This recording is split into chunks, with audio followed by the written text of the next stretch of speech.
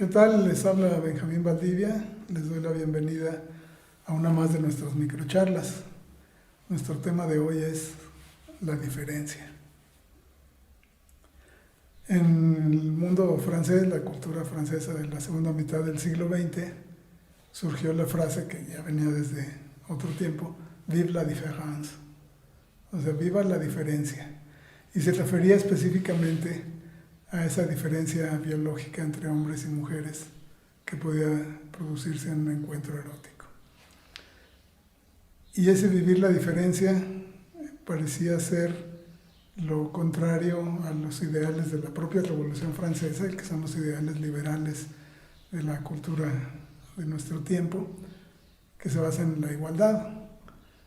La igualdad y la diferencia parecieran ser irreconciliables, y ahora pareciera que el grito de viva la igualdad quiere eliminar las diferencias entre, ya no digamos entre los géneros, lo cual me parece bien, sino entre los sexos. Y lo que ha sucedido, que también me parece bien, es que se ha dado lugar a que la preferencia de cada persona pueda irse expresando en una sociedad cada vez más liberal. Es decir, una sociedad que por medio de la igualdad de todo mundo nos permite la diferencia de cada cual. Esto me parece muy importante porque mientras se ha destacado el asunto de la diferencia, se ha destacado el asunto de la igualdad, el mundo de la diferencia ha quedado un poco al margen. Yo creo que somos lo mismo como seres humanos. Yo soy un ferviente defensor de la igualdad humana, pero no somos iguales en el mismo sentido. Es decir, somos iguales en cuanto a seres humanos, pero somos diferentes en todo lo demás. Por ejemplo, nuestra ubicación en el espacio nos permite que la vida de cada quien sea vista desde una perspectiva que nadie más en todo el universo en ningún tiempo ha visto. Aunque sea una multitud en un estadio, en una plaza, cada quien está percibiendo el mundo desde su propia ubicación. Y en cuanto cada quien percibe el mundo desde su propia ubicación, todos lo percibimos igual, es decir, desde la diferencia. Esto nos permite preguntarnos por lo que decía la canción de Luis Dueñas, dos gotas de agua tan iguales y tan diferentes. Esas gotas de agua son idénticas como dos gotas de agua, y sin embargo la misma palabra inquietante, dos, hace que ya sean diferentes. Es decir, son idénticas, pero son dos.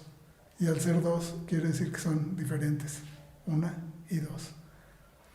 En las canciones populares o en otros lugares, vemos que por más que tratamos de unificar los criterios, de unificar las experiencias del mundo, al final siempre caemos en la diferencia. Por más que le pongamos una metafísica del ser, donde queremos decir cuál es la cualidad general de todo lo que existe, poco a poco se van desmembrando circunstancias que nos llevan a lo diferente y nos hacen caer en el extremo contrario de la metafísica, que es la patafísica, aquello que Alfred Jarry llamaba precisamente así, de la patafísica, como esa ciencia de las soluciones imaginarias, y más en particular como esa ciencia de las cosas excepcionales. Cuando cada uno se conoce a sí mismo como excepcional, ve que es diferente, pero también debe reconocer que todos los demás son excepcionales también, puesto que cada quien tiene su punto de vista. En la ciencia es muy difícil plantear la diferencia porque precisamente se trata de una razón con una lógica de la igualdad, una lógica que nos dice dos cosas iguales a una tercera son iguales entre sí. Pero la pregunta es, ¿iguales? ¿Son dos cosas iguales a una tercera, o sea, tres cosas iguales? Ya no solo dos gotas de agua idénticas, sino tres cosas iguales. Y entonces nos damos cuenta de que la igualdad a la que se refiere la ciencia es una igualdad distinta, una igualdad diferente, valga la expresión, a lo que está diciendo el término igual.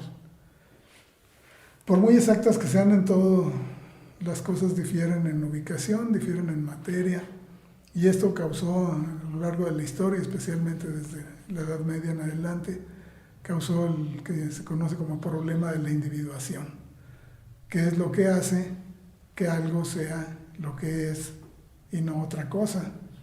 Esto viene de la Edad Media y llega hasta Heidegger a la pregunta fundamental de por qué el ser y no más bien la nada, pero se trata de darse cuenta de que cada cosa, así como cada vida, es individual. Y este problema de la individuación hace que nos preguntemos qué es lo que nos distingue de nuestros semejantes. De inmediato surge otro término, la originalidad, la creación artística, por ejemplo, el modo de sentir, el modo de comportarse, la combinación de características. Entonces tenemos algo que nos distingue de nuestros semejantes y como toda vida es individual, entonces debemos reconocer que vivimos un universo poblado de diferencias, una sociedad cuya igualdad consiste en aceptar las diferencias individuales.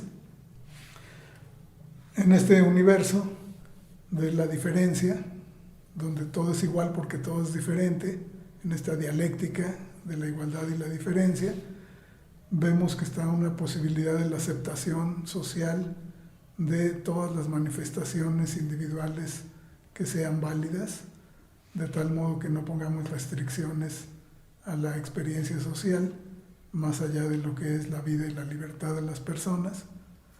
Tenemos entonces la aceptación de los demás como alguien diferente, siendo la base, esta aceptación siendo la base pues de la democracia, de la tolerancia, de la apertura, incluso a quienes les guste el pensamiento difícil, la apertura al ser, como diría Heidegger.